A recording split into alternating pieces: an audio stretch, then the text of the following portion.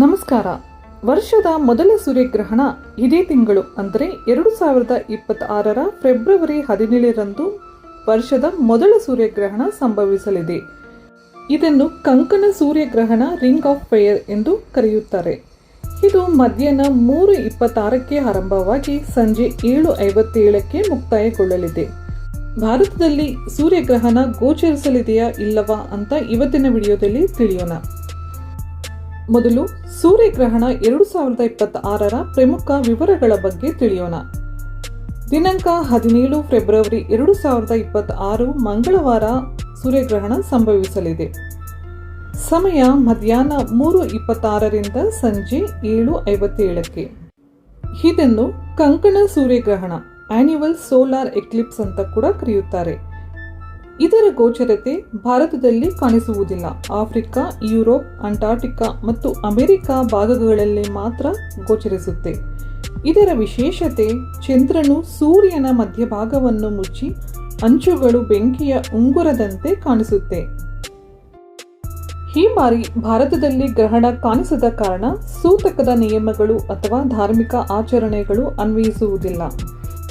ಶಾಸ್ತ್ರಗಳ ಪ್ರಕಾರ ಗ್ರಹಣ ನಮ್ಮ ಪ್ರದೇಶದಲ್ಲಿ ಬರಿಗಣ್ಣಿಗೆ ಕಾಣಿಸಿದರೆ ಮಾತ್ರ ಸೂತಕದ ನಿಯಮಗಳು ಅನ್ವಯಿಸುತ್ತವೆ. ಈ ಗ್ರಹಣವು ಭಾರತದಲ್ಲಿ ಕಾಣಿಸದ ಕಾರಣ ಯಾವುದೇ ಸೂತಕ, ದೇವಸ್ಥಾನ ಬಂದ್ ಮಾಡುವುದು ಅಥವಾ ವಿಶೇಷ ಧಾರ್ಮಿಕ ಆಚರಣೆಗಳ ಅವಶ್ಯಕತೆ ಇರುವುದಿಲ್ಲ.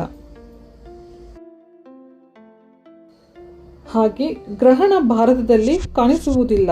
ಆದ್ದರಿಂದ ಗರ್ಭಿಣಿಯರು ಅಥವಾ ಹಿರಿಯರು ಅನಗತ್ಯವಾಗಿ ಭಯಪಡುವ ಅವಶ್ಯಕತೆ ಕೂಡ ಇಲ್ಲ.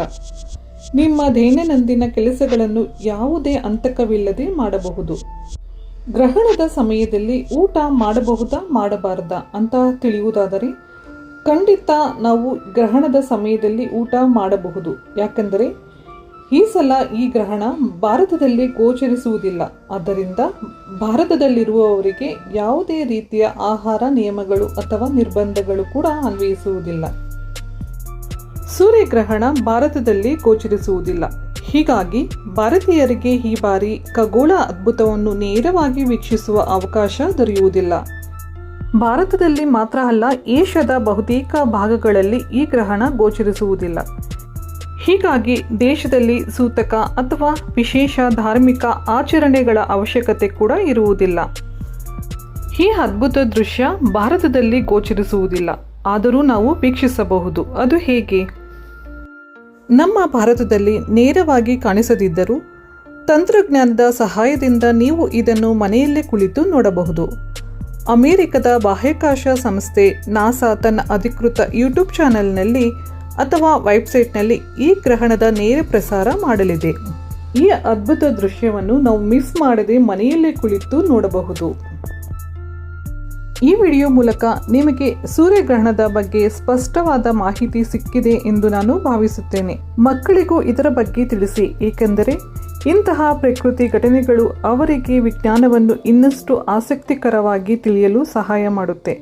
ಇಂತಹ ಉಪಯುಕ್ತ ಮಾಹಿತಿ, ಹಬ್ಬಗಳ ಆಚರಣೆ, ಸಂಪ್ರದಾಯಗಳು, ಪಾಕವಿಧಾನ ಈ ವಿಷಯಗಳ ಬಗ್ಗೆ ಇನ್ನಷ್ಟು ವಿಡಿಯೋಗಳನ್ನು ನೋಡಲು ನಮ್ಮ ಚಾನಲನ್ನು ಸಬ್ಸ್ಕ್ರೈಬ್ ಮಾಡಿ. ನಿಮ್ಮ ಪ್ರತಿಯೊಂದು ಲೈಕ್, ಶೇರ್ ಮತ್ತು ಕಮೆಂಟ್ ನಮ್ಮನ್ನು ಇನ್ನಷ್ಟು ಉತ್ತಮ ವಿಷಯಗಳನ್ನು ತಯಾರಿಸಲು ಪ್ರೇರೇಪಿಸುತ್ತದೆ. ಈ ವಿಡಿಯೋ ನಿಮಗೆ ಇಷ್ಟವಾಗಿದ್ದರೆ ತಪ್ಪದೆ ನಿಮ್ಮ ಸ್ನೇಹಿತರ ಜೊತೆ ಕೂಡ ಹಂಚಿಕೊಳ್ಳಿ. ನಿಮ್ಮ ಅಭಿಪ್ರಾಯಗಳನ್ನು ಕಮೆಂಟ್ನಲ್ಲಿ ತಿಳಿಸೋದು ಮಾತ್ರ ಮರಿಬೇಡಿ. ಮುಂದಿನ ವಿಡಿಯೋದಲ್ಲಿ ಮತ್ತೊಂದು ಉಪಯುಕ್ತ ವಿಷಯದೊಂದಿಗೆ ಮತ್ತೆ ಭೇಟಿಯಾಗೋಣ. ಅಲ್ಲಿವರೆಗೂ ನಮಸ್ಕಾರ, ಧನ್ಯವಾದಗಳು.